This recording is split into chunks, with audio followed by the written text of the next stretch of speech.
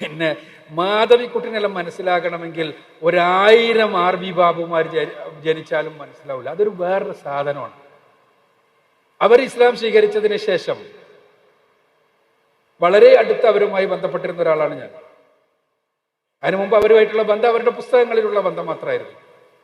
ഇസ്ലാം സ്വീകരിച്ചതിന് ശേഷം അങ്ങനെ തന്നെ പറയട്ടെ, വളരെ അടുത്ത് പല വിഷയങ്ങളിലും അവരെന്നെ വിളിക്കാറുണ്ടായിരുന്നു, സംസാരിക്കാറുണ്ടായിരുന്നു, പോകാറുണ്ടായിരുന്നു. ഞാനും കുടുംബവും ഒന്നിച്ചു പോകാറുണ്ടായിരുന്നു. എൻ്റെ ഭാര്യ ലൈല, അവൾക്ക് ഭയങ്കര ഹരായിരുന്നു അവരായിട്ട് സംസാരിച്ചിരിക്കുക. കാരണം അവർ വേറെ ലോകമാണ്. അത് ഒരു ഒരു ഒരു ഒരു എന്താ പറയാ, ഒരു തരം ഒരു ഭാവന എന്ന് പറഞ്ഞ ഭാവനയുടെ ഒരു തീവ്ര ഭാവമാണ് അവരിലുള്ളത്.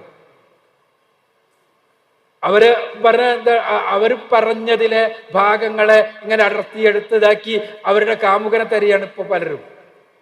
അതിന് മൈക്രോസ്കോപ്പും ലെൻസും ഇത് നടക്കുകയാണ്. സത്യത്തിൽ അവര് കാമുകൻ എന്ന് പറഞ്ഞുകൊണ്ട് എന്താണ് ഉദ്ദേശിച്ചത്, അവര് എന്താണ് ഇതിന്റെ പിന്നിൽ, അത് അവരെന്നോടൊരിക്കൽ പറഞ്ഞത്, പിന്നെ ഞാന് ഇങ്ങോട്ട് പോന്നപ്പോ എൻ്റെ കൂടെ കൃഷ്ണനെയും കൊണ്ടുവന്നിട്ടുണ്ട്, ഇപ്പൊ കൃഷ്ണന്റെ കൂടെ ഞാൻ കിടക്കലെന്ന്.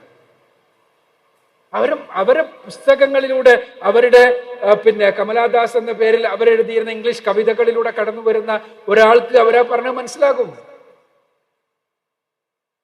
അത് മനസ്സിലാകാത്ത ആളുകളോട് അവരുടെ സംസാരത്തെ കുറിച്ച് പറഞ്ഞിട്ട് കാര്യമില്ല. അങ്ങനെയുള്ള അവരുടെ വിമോചനത്തിന്, അവരുടെ യഥാർത്ഥത്തിലുള്ള ശ്രൈണതയുടെ പൂർണ്ണതക്ക് അവർ കണ്ടെത്തിയ മാർഗമാണ് ഇസ്ലാം.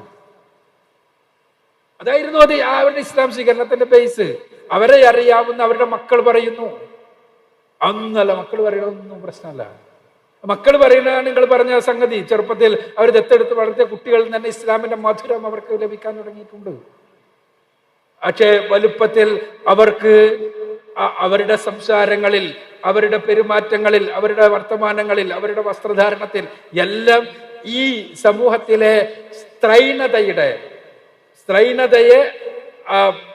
എന്താ പറയുക, പിച്ചിക്കേറുന്ന പുരുഷ പ്രഭാവത്തിനോടുള്ള പ്രതിരോധമുണ്ടായിരുന്നു. അവരുടെ പുസ്തകങ്ങൾ മുഴുവൻ നോക്കിയാൽ നമ്മൾ കാണാതാണ്.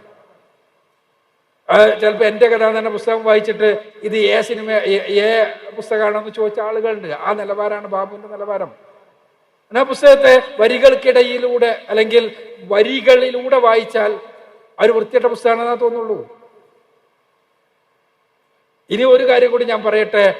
ഇന്ന് യൂറോപ്പിൽ ഇസ്ലാം വളർന്നുകൊണ്ടിരിക്കുന്നു. യൂറോപ്പിൽ വെളുത്ത തൊലിയുള്ള ആളുകൾ ഇസ്ലാം സ്വീകരിക്കുമ്പോൾ 5 പേർ മുസ്ലിങ്ങളാകുമ്പോൾ അതിൽ 4 പേരും സ്ത്രീകളാണ്. എന്താ കാര്യം? വോയിസിന്റെ പെണ്ണുങ്ങളെ, നിങ്ങളോട് കൂടിയാണ് ഞാൻ പറയുന്നത്. അതിൽ 5 പേരിൽ 4 പേരും സ്ത്രീകളാണ്. എന്താ കാര്യം? അവർ കേട്ടുകൊണ്ടിരിക്കുന്നത് ഇസ്ലാം സ്ത്രീക്കെതിരാണ്, സ്ത്രീക്കെതിരാണ്, സ്ത്രീക്കെതിരാണ്, ശ്രൈണതക്കെതിരാണ്, അടിമത്വമാണ് എന്നാണ്. അതിങ്ങനെ കേട്ടുകൊണ്ടിരിക്കുമ്പോഴാണ് അവർക്ക് ഇസ്ലാമിന്റെ ഒരു ചെറിയ വെളിച്ചം കിട്ടുന്നത്. റസൂലുള്ളാഹി സ്വല്ലല്ലാഹു അലൈഹി വസല്ലമയുടെ ഒരു വചനം കിട്ടുന്നത്, ആയിഷ ബീവിയുടെ ഒരു ഹദീത്ത് കിട്ടുന്നത്, അതല്ലെങ്കിൽ പരിശുദ്ധ ഖുർആനിലെ ഒരു വചനം ലഭിക്കുന്നത്. അവർ അത്ഭുതപ്പെടുന്നു. അവർ ഇസ്ലാമിനെ പഠിക്കാൻ തയ്യാറാകുന്നു. അവർക്ക് മനസ്സിലാകുന്നു ഞങ്ങൾ ഇതുവരെ അനുഭവിച്ചത് ആയിരുന്നു യഥാർത്ഥത്തിലുള്ള അടിമത്വം. അതിൽ നിന്ന് അള്ളാഹുവിന്റെ അടിമത്വത്തിലേക്ക് അവർ കൂടുമാറാൻ തീരുമാനിക്കുന്നു. ഫ്രം മൈ സിസ്റ്റേഴ്സ് ലിപ്സ് എന്ന് പറഞ്ഞ ഇസ്ലാം സ്വീകരിച്ച നൈമാർ ബി റോബർട്ടിന്റെ ഒരു പുസ്തകമുണ്ട്. മലയാളത്തേക്ക് പരിഭാഷപ്പെടുത്തപ്പെട്ടിട്ടുണ്ട്. അത് നിങ്ങളൊന്ന് വായിച്ചു നോക്കണം. നൈമാർ ബി റോബർട്ട് നമ്മളുടെ യുവാക്കളെല്ലാം ത്രസിക്കുന്ന രൂപത്തിലുള്ള ഒരു ഗായികയായിരുന്നു.